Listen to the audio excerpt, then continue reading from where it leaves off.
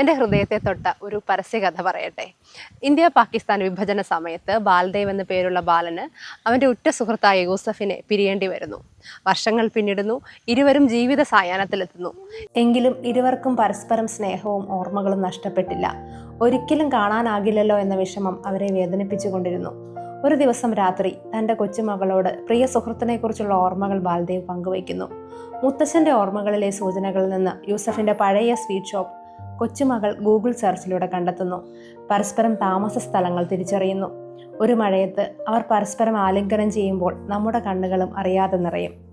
ഗൂഗിളിൻ്റെ റീയൂണിയൻ എന്ന ഈ പരസ്യം കഴിഞ്ഞ 15 വർഷത്തിനിടെ കണ്ട പരസ്യങ്ങളിൽ ഏറ്റവും ഹൃദയസ്പർശിയായ ഒന്ന് തന്നെ എന്ന് പറയാം.